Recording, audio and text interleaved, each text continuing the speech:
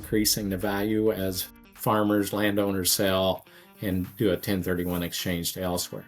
Hi, everybody. Welcome back to the Comstock channel. I'm Marlin Bohling with you. It's lovely. It's a treat to have you with us here as we continue to talk about ag issues and market-related items. And we sure appreciate you joining us. I want to remind you before we get started on today's episode, make sure you like these videos and subscribe to the videos by clicking on the bell icon down below. That way we can let you know when we have a new one that comes out. And share these videos with others as well. Man, we appreciate the support. You guys have really helped us grow fast. We're still one of the fastest growing ag podcasts out there thanks to your help. So keep doing what you're doing and share these videos with others as well. Well, today my very special guest is Randy Dickhut. He is a farmland, I guess, analyst or a specialist. Randy, I'm not sure how to refer to you, but a lot of people have known you for a lot of years as you work with land values and appraisals and that sort of thing, I believe. So explain your background a little bit for our viewers in this particular audience here. You bet. Like many people, I grew up and farmed for many years after high school, college in Western Illinois. And really enjoyed that, involved in the, ag community and local community there. And then decided I wanted to do something different. So I became a farm manager for Farmers National Company, working out of Western Illinois, Northeast Missouri, working with, 63 different landowners and multiple tenants, of course. Really enjoyed that. Different side of agriculture, farming and leasing, and got to see kind of the bigger picture. And then, did that for a little while. And then I moved to home office to work with client relations for new clients, large clients, investment funds, and so forth. And then the last 9 years that I was at Farmers National, I was basically heading up the real estate and appraisal division, or being the managing broker for the company, supervising the 200 licensees in the company. The company did $400 to $750 million of farm and ranch land sales during that tenure. And I retired in 2022, and I continued to do some writing, and I picked up what I call my retirement gig, being a farmland analyst and writing articles for David Widmer and Brent Gloy with Ag Economic Insights. So I've enjoyed doing that, going on close to 2 years now. Well, a lot of people have known you for quite a while and appreciate your expertise. And I wanted to draw on that a little bit today, if you don't mind. The last few years in the ag industry, they had to be relatively easy because, I tell you what, the markets were great for 3 or 4 years there. It seemed like farmers were possibly making money hand over fist there. It wasn't hard to break even, that's for sure. Things are totally different now in the last year and a half. Randy, we've seen the corn prices drop like a rock. Soybean prices have come well off their highs. Wheat was down about $3, I believe, this year. It's going to be a challenge now for everybody to make ends meet. And when you look at everything as a broader perspective, when it relates to land values and that sort of thing, are we looking for a light at the end of the tunnel as we head into this winter, or is there a train coming? Yeah, is that light a train, or is it something that's going to work us through? Well, it is an extremely interesting time, and even over the last few months, I think, the attitude will be changing and has changed. Most of the land value reports from universities and surveys and stuff that we've seen over the last few months show that land was still steady or going up, other than Iowa, with some of the reports there showed a small drop. But most of that appreciation was at the end of 23, that last part of 23, little less so in the first part of 24. And now, I think the mood is definitely changing. Anytime you put a 3 in front of a corn price, that not only changes the economics of your income for the farmer or land investor, but it changes the attitude or the philosophy of why buying. Changes the mood, and it becomes tougher to make that purchase. And in fact, I'm kind of looking at some of that right now. What goes into deciding what to bid for farmland? And I think it surprised most of us that the farmland, even over, starting in 23 with high input costs, farm incomes down, that land values still increase some or were steady, and there's good demand for that farmland and enough bidders. But it's getting tougher now. And I think with these economics coming in, and interest rates look to be, maybe they'll be going down, but also the thought is they'll probably be staying on a little higher level than we had a few years ago when it, as you mentioned, it made it really easy to buy a farm and pay, 2-3% interest for a length of time. Made a lot of difference. So things are definitely changing. It's getting more challenging. And I think as we get into the fall sales season and early winter sales season, it's really going to show what the market's going to do. Well, recently we had that humongous sell-off in the equity markets with some of the jobs data that had come out and that sort of thing. It seemed to really put the fear into the trade. And there was a lot of talk about fear of, dare I say it, recession. And that really seemed to spook the markets.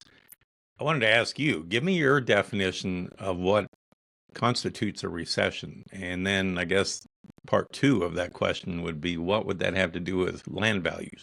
Yeah, that's that's a oft debated, and I don't know if there's a great answer to it. But a recession in my mind, and again, I'm not an economist, is when there's some more people out of work, been laid off. We're seeing that in some of the ag industries, John Deere, etc., laying off people, so they know that's not good. But other industries, in general, are adding some employees, and so kind of balancing out overall in our general economy. But when people start to pull back, don't spend as much, don't make some of those purchases, we get in that recession. And what does that do to farmland values? Well, some of that perspective goes back to your age and where you've been in the farmland and farm income cycles. I grew up in the 70s, started farming late in the 70s, farmed through the 80s and 90s, the farm crisis and lean years, as I think you mentioned, you probably experienced those too. And income wasn't real great, but you made it work. Well, things are different now because of the inflation, definitely the cost of things, the technology is so much more. So, and the consolidation of farms, there's fewer farmers earning that income. So a recession in general, I think, may push some funds into farmland. When the alternative investments aren't as bright, low interest rates, or on CDs and so forth, or a lot of volatility in the stock market and bond markets, some people move to a safe haven. If they have a long-term horizon, then they may think about farmland, and if they have the financial ability to afford a farm. So it may put in a few more of those investors in there, especially if farmland values pull back some. So I think it would step up some of that buying. And then there's always farmers, no matter how dire farm incomes look, who have the capability or save the cash to make a farm purchase when that farm comes up for sale. So definitely, it can kind of work both ways, I think. But if we get lower interest rates, that helps capitalize in the value of land too. So multi-pronged, depends on world geopolitical factors and interest rates and a lot of different things. Well, there seems to be a lot of resistance that has panned up out in the country over non-farm family ownership of land, like you say, investment of property, from large investors, and I mean like media moguls and that sort of thing, and even international buyers. And that's been a growing concern here lately. Do you see that trend increasing, or do you think that there's enough resistance that maybe that'll back off a little bit? I think if they're truly those investors making that purchase, buying a farm on economic reasons, I think they've already backed off. I know investment funds past several years have slowed down, because they're looking at the ROI and long-term appreciation. And, now we're kind of top again at the farmland prices. And so do they want to jump in there? Are they going to, wait until it gets at a lower price, they think? So I think some of that has backed off. You've got individual investors who buy for various reasons who are still in the market. Uh, I think, and this is one of the things I think that's affecting the land market, kind of in a positive way, I guess, would be that the pure economics, as we discussed, doesn't look so bright for farmland, so it should come down in value. But I think some of the longer term potential there for either renewable energy, solar, panel siting, wind turbines, regenerative ag, if the carbon credits, renewable fuels, aviation fuels come about in the future and actually make an impact, there'll be more demand for ag products and ag land. And so there'll be different uses, different rents, different income streams. And so I think some are betting on that future when they're thinking about buying farmland. So that keeps them in the market, even though it doesn't look as good economically or financially as the time to buy. So I think that's affecting that farmland market, and that may be affecting some of that outside investment too, as we know. They're looking at it for those other factors. Now, there's a lot of acres, millions of acres in the country. It's location by location, state regulations about foreign ownership or, excuse me, corporate ownership or things like that also affect how active that is in the market. So you got to know your location, how it's being affected, and who's buying. Well, you mentioned earlier about the market prices being so low with corn in the threes and that sort of thing. We know that the market tends to go in cycles, and usually it's multi-year cycles. Now, we had a good run for a good 2 or 3 years at least there for a while. And I guess it worries me a little bit that if we're still heading down, which at the time we're recording this, the markets are just kind of dragging the bottom of the barrel. But some projections still could take things down quite a bit yet. If that's the case, as we head into this fall, like you say, the sales season, would it behoove people, you and I both know that the farmer, the average age is getting older and older. If they're wanting to get out and retire and enjoy life and unload some property, should they maybe really consider doing it now versus waiting a couple of years? What do you think about that? Different times and different cycles, it's always kind of been, when the market's up, it's never a wrong decision to sell because you don't know, will it continue to go up or down?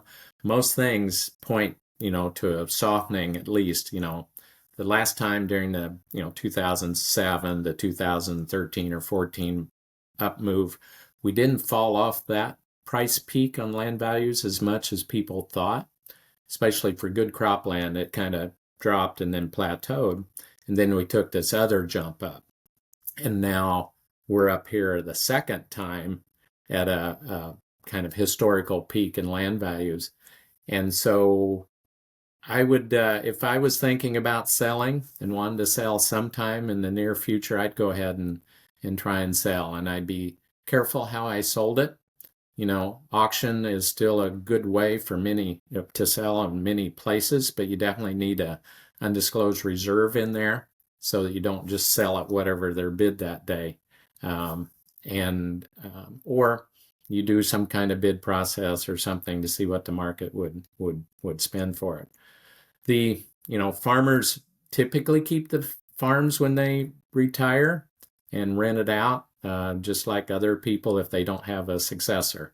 And I think, as what you alluded to, I think the baby boom age of farmers who have retired recently or will be retiring, some of those don't have successors, and there'll be more land come on the rental market, more consolidation of operations, and fewer potential farmer buyers out there. So next decade is going to be very, very interesting. Are there tax considerations to keep in mind now if you do want to sell? And I'm not a tax expert, but yeah, if a lot of these farmers who would be retirement age have owned that farm for 30 years or more, and you think about it, what they paid for it, they'd have a good capital gains um, bill on it.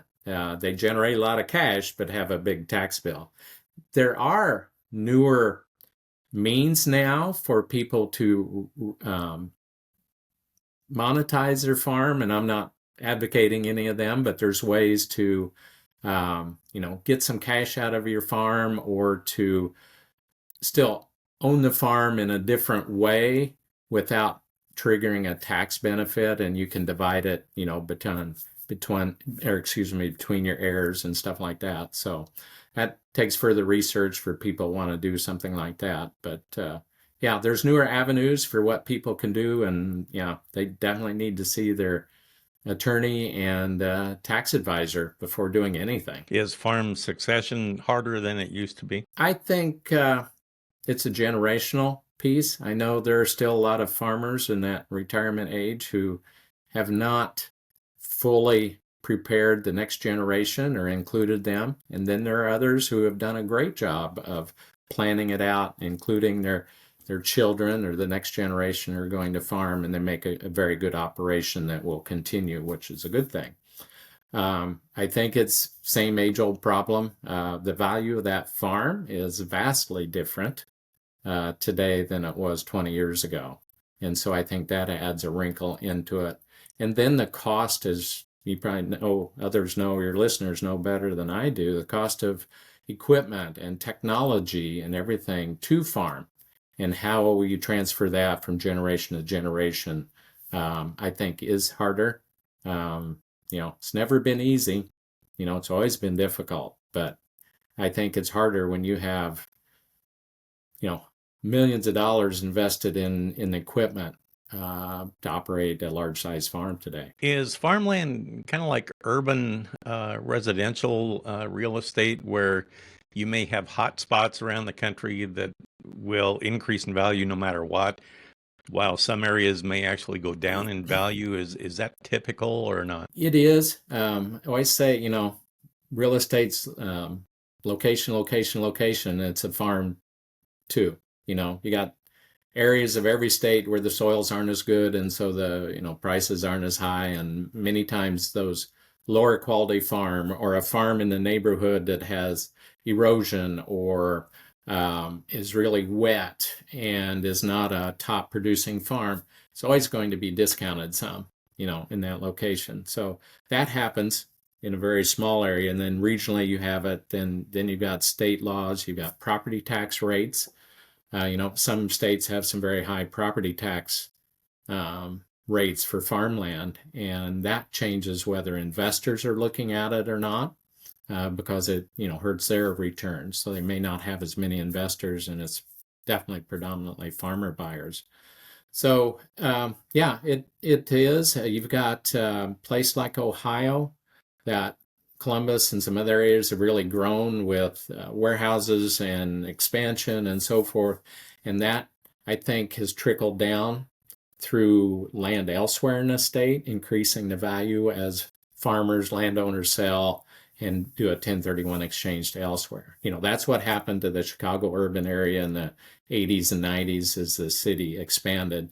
A lot of people moved downstate in Illinois and bought, 5-6 acres compared to the acre they sold or more. And so that puts some different demand pressure on farmland. So that's definitely regional. And, we see it in other areas, even the Dakotas and North Dakota, where land values have really increased because they've now raising more corn, soybeans, income levels from the land, the sugar beets and so forth are more profitable, and that's been capitalized into land. So you've got crop changes, you've got urban expansion, you've got wind development, solar development, and things like that that are coming into play locally, regionally, and maybe even sometimes statewide. All right, interesting stuff. So as we kind of come toward the end of this interview, as you summarize things that have happened so far this year, And I know this is not the prime season to be selling farmland, but have you had any indication that prices have actually changed very much yet in 2024? What we've seen, they've a lot of places softened a little. Like I said, the surveys and data is from more of the past, and that hasn't really shown anything. But I think I've seen some other data and sales that I think it is definitely softening some.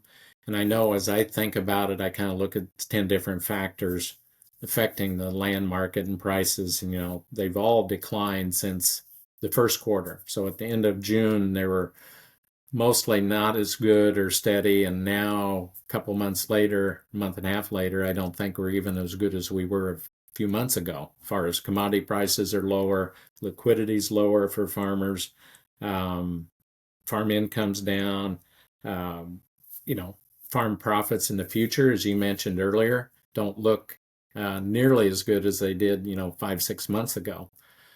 So I think there's some real challenges. And if I was, putting a bid on farmland, I would definitely be more conservative in what I would bid. And, will it get to the point where people will just back off and say, well, I'm not going to buy it at this price. It's going to have to come down. I don't know if we'll get to that. I think there's enough demand for a lot of reasons. I think there's, the consensus is there's going to be some softening again in land values, but not drastic. But time will tell, again, as you mentioned, how far down will grain prices go and what will interest rates do and what inflation's doing. So still a lot of question marks that I think it's going to take a few more months through the sales season to get a better picture. On the other hand, let's look at it from the demand side. How far down would interest rates have to come to provide a good carrot for buyers to go in there and go, I can't take it, I got to buy it now? Yeah. That would be a good incentive. I mean, a lot of people are talking about a 0.5 point cut maybe in September. But if that was the case, I don't know if that would be enough to entice people to buy, would it? If we'll say land loans are 8%, at this point, or 7-8%, I think they would have to come back down, just kind of like the residential market. If it gets down to 4% or something, you that starts to really make a difference in your loan payments and stuff, whether you have a home or that land. And whether it's 2 or 3 percentage points, I think it needs to be significant enough to really make a difference and juice that demand for that factor. Well, Randy, I really enjoyed talking with you. Very in-depth discussion about things to consider as we get toward the fall, because things will start popping up after harvest. There'll be a lot of land available after that. So I just want people to put on their thinking cap and maybe do some analysis now and get your plans made ahead. If you need some ground or if you want to sell some ground, people like Randy would be a good person to maybe visit with and get some ideas. But I appreciate that, Randy. Hopefully we can talk again in the future here. Randy Dickhut with us, and he is on the East Coast now and enjoying time with the grandkids. But I thank you for all the content, Randy. Appreciate that very much. That'll do it for this episode. And for producer Brianne Hendrickson, I'm Marlin Bohling. We'll catch you next time right here on the Comstock Channel. Thanks for joining us on our Comstock YouTube channel. Don't forget you can also find us on Facebook and TikTok as well. Futures trading involves risk. The risk of loss in trading futures and or options is substantial, and each investor and or trader must consider whether this is a suitable investment. Past performance is not indicative of future results.